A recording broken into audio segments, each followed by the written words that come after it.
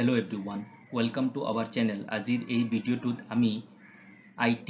ITES সাবজেক্টটোৰ সম্পৰ্কে শিকিম লগতে NSQF মানে কি বা এই স্কিল বেসড সাবজেক্টসমূহৰ কিমান গুৰুত্ব আছে সেই সম্পৰ্কে ধাৰণা ল'ব পাৰিব। এই ভিডিঅ'টোত মই প্ৰথম টপিকটো কভাৰ কৰিম ইন্ট্ৰোডাকশন টু NSQF মানেনো কি সেই সম্পৰ্কে থুলমূল ধাৰণা পাব। ইম্পৰ্টেন্স অফ স্কিল সাবজেক্টস নতুন শিক্ষানীতিত স্কিলৰ ওপৰত গুৰুত্ব দিয়া হৈছে গতিকে এই স্কিল সাবজেক্টসমূহৰ কি সুবিধা আছে গুৰুত্ব কিমান সেই সম্পৰ্কে অকমান ধাৰণা পাব। How to study skill subjects in secondary level নতুন শিক্ষানীতিৰ মতে হৈছে নৱম মান শ্ৰেণীৰ পৰা দ্বাদশ শ্ৰেণীলৈকে গতিকে এই লেভেলটোত আমি স্কিল বেসড সাবজেক্টসমূহ কেনেদৰে পঢ়িব পাৰো সেই সম্পৰ্কে শিকিম। Introduction to skill based subject ITES যেহেতু মই ITES সাবজেক্টটো পঢ়াও গতিকে ITES সাবজেক্টটোৰ অকমান ধাৰণা দিব বিচাৰিছো। তাৰ পিছত আছে স্কোপ অফ ITES স্কিল যদি আহৰণ কৰো ফিউচাৰ অপৰচুনিটি বা ফিউচাৰ জব স্কোপ কিমান আছে সেই সম্পৰ্কে এই ভিডিঅ'টোত ধাৰণা পাব। এতিয়া আহিছো প্ৰথমে আমি জানি লও what is NSQF মানেনো কি। NSQF মানে হৈছে National Skill Qualification Framework. Nationally Integrated Education and Competency Based Framework. ৰাষ্ট্ৰীয়ভাৱে একত্ৰিত শিক্ষা আৰু দক্ষতা আধাৰিত এটা framework. It is a framework to enhance the employability skill of students by introducing applied learning with the academic course or stream. Academic পাঠ্যক্ৰম আৰু শাখাৰ সৈতে ব্যৱহাৰিক শিক্ষা প্ৰৱৰ্তন কৰি শিক্ষাৰ্থীসকলৰ নিয়োগযোগ্যতাৰ দক্ষতা বৃদ্ধি কৰাৰ বাবে এই NSQF গঠন কৰা হৈছে। মানে ছাত্ৰ ছাত্ৰীসকলক ব্যৱহাৰিক শিক্ষাৰ ওপৰত বেছি গুৰুত্ব দিয়া হৈছে যাতে তেওঁলোকে এই শিক্ষা কামত লগাব পাৰে বা শিক্ষা শেষ কৰাৰ পিছত জব অপৰচুনিটি বৃদ্ধি হয়। Benefits of skill subjects under NSQF or আন্ডাৰত থকা স্কিল সাবজেক্ট সমূহ যদি অধ্যয়ন কৰা হয় কি সুবিধা পাব। প্ৰথম আছে এনহেন্স দা এমপ্লয়েবিলিটি স্কিল এমপ্লয়েবিলিটি স্কিল বৃদ্ধি কৰায়।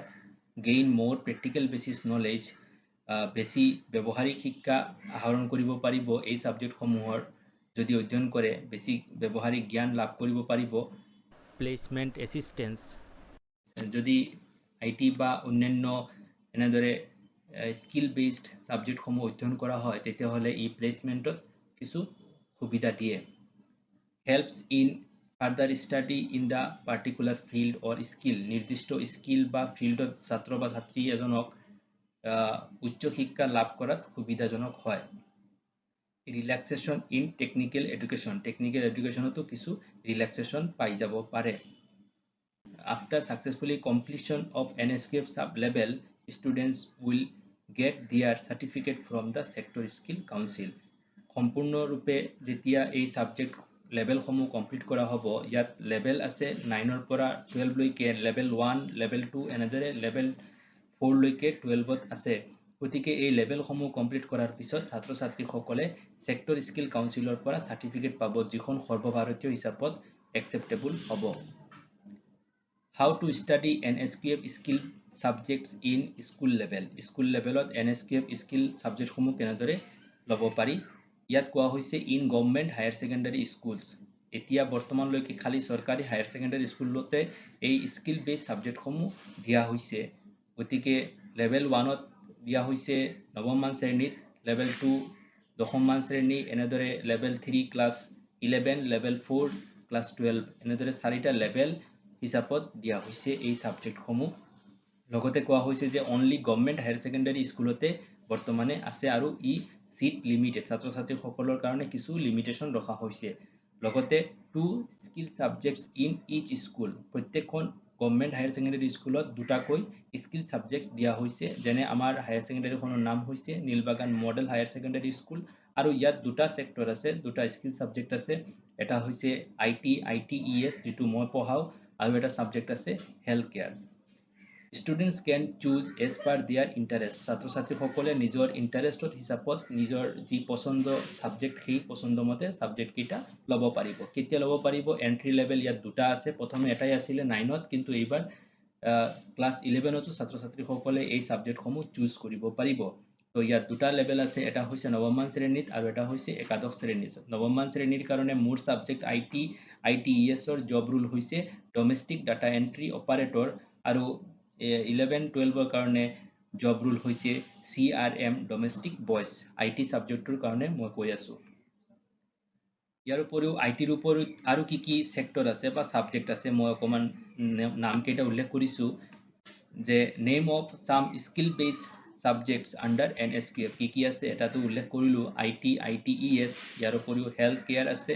তাৰ পিছত ৰিটেইল আছে এগ্ৰিকালচাৰ আছে প্ৰাইভেট সিকিউৰিটি আছে আৰু টুৰিজম হস্পিটেলিটি এই কেইটা সেক্টৰ বা ট্ৰেডত ছাত্ৰ ছাত্ৰীসকলে NSQFৰ আন্ডাৰত শিকিব পাৰিব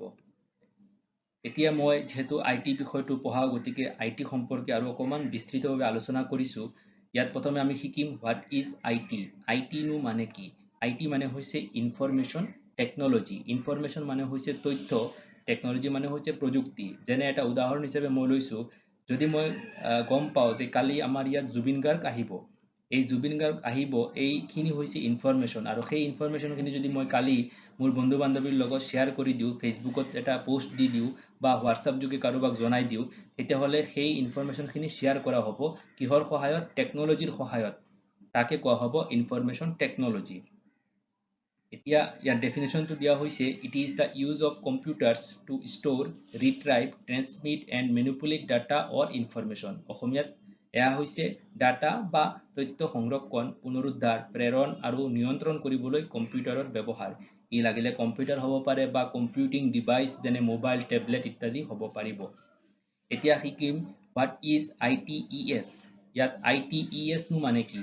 ITES মানে হৈছে ইনফৰমেশন টেকনলজি ইনেবলড সাৰ্ভিসেস যি সাৰ্ভিস বা সেৱাত ইনফৰমেশন টেকনলজি ব্যৱহাৰ হয় তাকে ইনফৰমেশন টেকনলজি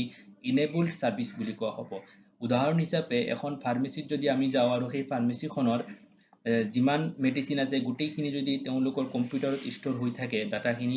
কম্পিউটাৰতে থাকে তেওঁ কম্পিউটাৰত ডাটাবেজত চাই গম পায় যে মেডিসিনটো কোনটো ৰেকৰ্ড আছে নে নাই গুটেইখিনি কথা যদি কম্পিউটাৰত ধৰে তেওঁ পৰিচালনা কৰে তেতিয়াহলে সেই ফাৰ্মেসিখন হ'ব ইনফৰমেশন টেকনলজি ইনেবলড ফাৰ্মেসি বা এনেদৰে অন্যান্য বিজনেছতো কোৱা হ'ব ইনফৰমেশন টেকনলজি ইনেবলড সাৰ্ভিসেস